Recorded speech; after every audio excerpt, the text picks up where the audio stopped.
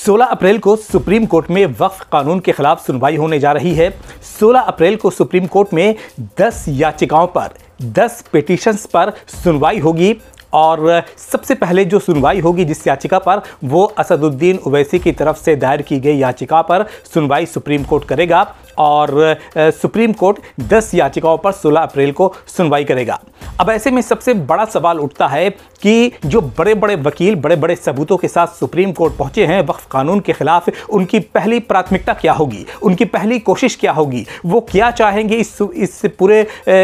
पूरी प्रक्रिया में कि सबसे पहले सुप्रीम कोर्ट जो है वो उस पर अपनी मोहर लगा दे। तो समझ लीजिए कि जो भी याचिकाएं दाखिल की गई हैं और जो भी अर्जियां लगाई गई हैं वक्फ कानून के खिलाफ, उसमें जो बहस शुरू होगी 16 अप्रैल को और याचिका पर सुनवाई होगी, तो पहली कोशिश ये होगी कि सुप्रीम कोर्ट इस वक्फ कानून पर स्टे लगा दे और इसके लिए पूरे तरीके से बहस होगी। सरकार की तरफ से जो वकील सुप्रीम कोर्ट पहुंचेंगे उनकी कोशिश ये होगी कि किसी भी तरीके से स्टे लगने से बचाया जाए, इस वक्फ कानून पर स्टे लगने से बचाया जाए। वहीं पर वक्फ कानून के खिलाफ जो बड़े बड़े वकील पहुंचे हुए हैं वो इस बात की लगातार कोशिश करेंगे, इस बात पर बहस करेंगे, इस बात पर सुप्रीम कोर्ट के सामने दलील रखेंगे कि ये जो कानून लाया गया है वक्फ कानून, इस पर फौरी तौर पर स्टे लगाया जाए। आपको पता है कि वक्फ कानून जब सिर्फ लोकसभा और राज्यसभा से पास हुआ था, राष्ट्रपति द्रौपदी मुर्मू की उस पर मोहर नहीं लगी थी, राष्ट्रपति द्रौपदी मुर्मू ने उस पर हस्ताक्षर दस्तखत नहीं किए थे और राष्ट्रपति द्रौपदी मुर्मू ने जब तक हस्ताक्षर नहीं किए थे वो कानून नहीं बना था, वो बिल था। राष्ट्रपति द्रौपदी मुर्मू के हस्ताक्षर के बाद ये बिल विधेयक बना है, कानून बना है। लेकिन इस कानून के बनने से पहले ही उत्तर प्रदेश के मुख्यमंत्री योगी आदित्यनाथ ने अपने तमाम डिस्ट्रिक्ट्स के जो डीएम हैं, जो मजिस्ट्रेट हैं, डिस्ट्रिक्ट मजिस्ट्रेट हैं, उनको ये आदेश दे दिया था, उनको ये हुक्म दे दिया था कि वक्फ की संपत्तियां कहां पर है और इसकी जांच कराएं और कार्रवाई शुरू की जाए। यानी ये वक्फ कानून बना भी नहीं था, तभी योगी आदित्यनाथ ने इतनी तत्परता दिखाई, इतनी जल्दबाजी दिखाई, इतनी हड़बड़ाहट थी कि उन्होंने डिस्ट्रिक्ट मजिस्ट्रेट को ये आदेश दे दिया, ये हुक्म जारी कर दिया कि वो अपने अपने इलाकों में वक्फ संपत्तियों की पहचान करें और कार्रवाई करें। इतनी छटपटाहट और इतनी बेचैनी किस लिए थी, ये भी एक विषय है जिस पर कभी बात करेंगे। दरअसल योगी आदित्यनाथ आज के वक्त में अपने आप को हिंदुत्व का सबसे बड़ा चेहरा दिखाना चाहते हैं, जताना चाहते हैं, बताना चाहते हैं और ये इसलिए हो रहा है क्योंकि योगी आदित्यनाथ पीएम पद की रेस में अपने आप को सबसे आगे देखना चाहते हैं। हालांकि इतना आसान नहीं है। गुजरात लॉबी जो है और अमित शाह जो कि उत्तराधिकारी के तौर पर पीएम मोदी के माने जा रहे हैं, अमित शाह को साइड लाइन करना और हाशिए पर करना और पीएम की रेस में अपने आप को आगे बढ़ाना, ये इतना आसान नहीं है। ये एक बहुत बड़ा विषय है जिस पर कभी अलग से बात करेंगे और इस पर जो है वीडियो बनाएंगे। तो बात यहाँ पर यह हो रही थी कि योगी आदित्यनाथ ने कानून बनने से पहले ही यह आदेश दे दिया था कि भाई वक्फ संपत्तियों की पहचान की जाए और इस पर कार्रवाई की जाए। तो ये जो हालात जो बन रहे हैं उसको रोकने के लिए सबसे पहले जो सुप्रीम कोर्ट में जो मांग की जाएगी वो ये होगी कि जल्द से जल्द इस मामले पर सुप्रीम कोर्ट स्टे लगाए। तो ये बात हो गई सुप्रीम कोर्ट को लेकर के। अब ज़रा सड़कों की बात करते हैं। तो देखिए, आज इस सड़कों पर पूरे मुल्क में कई जगहों पर जो है प्रोटेस्ट हुआ, कई जगहों पर प्रदर्शन हुआ। जुमे की नमाज के बाद लोग सड़कों पर निकले और शांतिपूर्ण तरीके से लोगों ने एहतजाज किया। कोलकाता की बात कर ली जाए, मुंबई की बात कर ली जाए, श्रीनगर की बात कर ली जाए, जयपुर की बात कर ली जाए, लखनऊ की बात कर ली जाए, बिहार की बात कर ली जाए, ये तमाम ऐसे राज्य थे, यानी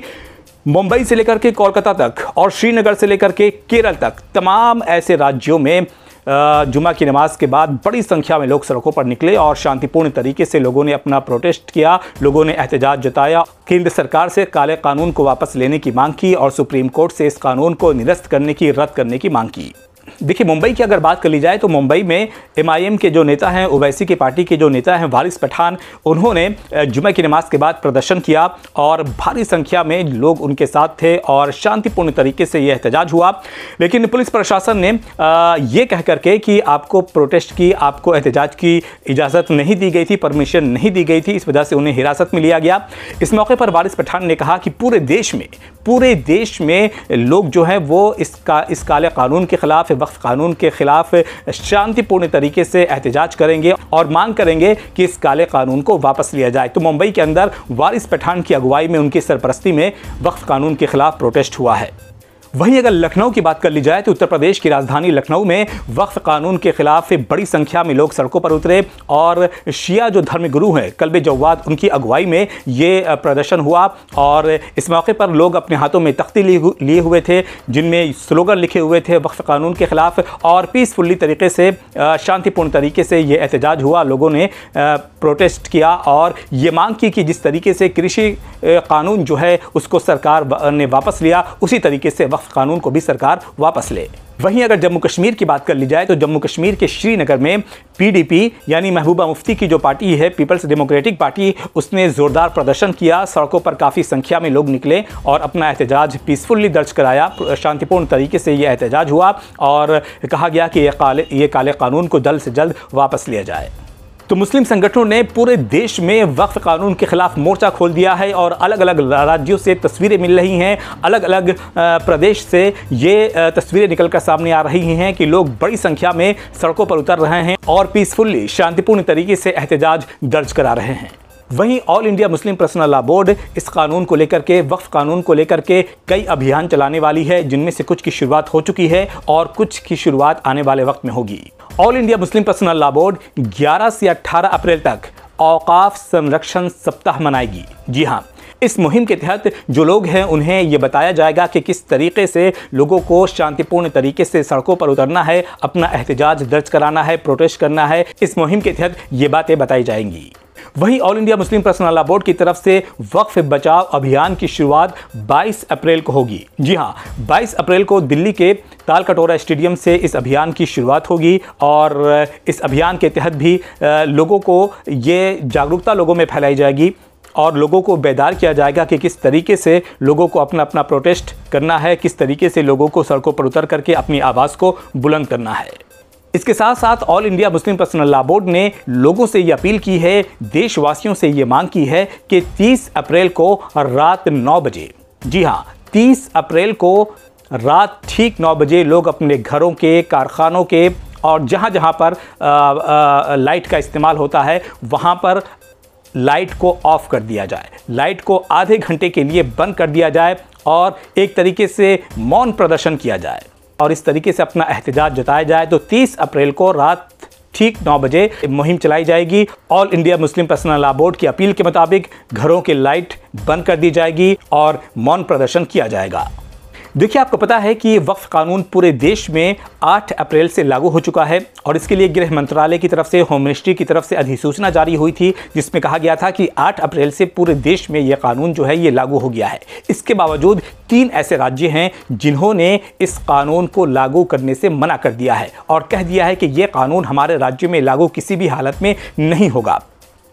ममता बनर्जी, जिन्होंने कहा है कि चाहे मेरी जान भी चली जाए तो मंजूर है, लेकिन ये कानून को हम बंगाल में लागू नहीं होने देंगे। दूसरे नंबर पर अगर बात कर ली जाए तो एमके स्टालिन, तमिलनाडु के जो मुख्यमंत्री हैं, उन्होंने भी कहा है कि इस कानून को तमिलनाडु में लागू नहीं होने देंगे। और अगर तीसरी बात कर ली जाए तो तेजस्वी यादव, जो कि आरजेडी के नेता हैं, हालांकि वो अभी मुख्यमंत्री नहीं है, लेकिन उन्होंने ये कहा है कि अगर मेरी सरकार आती है, इस साल के आखिर में बिहार में चुनाव होने वाला है और उन्होंने ये दावा किया है कि अगर मेरी सरकार बिहार के अंदर आती है तो हम इस कानून को लागू नहीं होने देंगे। इस तरीके से 3 राज्यों में ये बातें कही गई हैं कि ये कानून को हम लागू, इस काले कानून को लागू नहीं होने देंगे, जिससे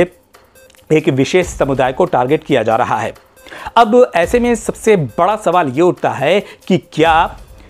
स्टेट को, राज्य को यह हक हासिल है कि वो केंद्र के बनाए हुए कानून को अपने स्टेट में लागू ना करे? तो देखिए, भारत के संविधान के अनुच्छेद 246 के अंदर कानून बनाने की जो शक्तियां हैं, इसका जो पावर है वो केंद्र और राज्य दोनों में ही बटा हुआ है। संसद भी कानून बना सकता है और राज्य की विधानसभा भी कानून बना सकती है। वक्फ कानून जैसे मुद्दे समवर्ती सूची में आते हैं, यानी इस मुद्दे पर, वक्फ पर, केंद्र भी कानून बना सकता है और राज्य भी कानून बना सकता है। लेकिन अगर केंद्र और राज्य के बनाए हुए कानून में टकराव हो जाए, अगर दोनों के कानून में टकराव की स्थिति पैदा हो जाए, तो ऐसे में केंद्र के कानून को प्राथमिकता दी जाएगी और केंद्र का कानून जो है ये लागू किया जाएगा। तो 3 ऐसे राज्य हैं जिनमें यह ऐलान तो कर दिया गया है कि वक्फ कानून को लागू नहीं किया जाएगा, लेकिन अब किस तरीके से इसका इम्प्लीमेंट होता है वो देखने वाली बात होगी। और 16 अप्रैल को ये देखना होगा कि जब सुप्रीम कोर्ट वक्फ कानून को लेकर के शेयरिंग की शुरुआत करता है और सुनवाई शुरू होती है तो फिर सुप्रीम कोर्ट से क्या खबरें निकलकर सामने आती हैं। वक्फ कानून से जुड़ी हुई तमाम खबरों के लिए आप हमारे चैनल को लाइक करें, सब्सक्राइब करें और शेयर भी करें।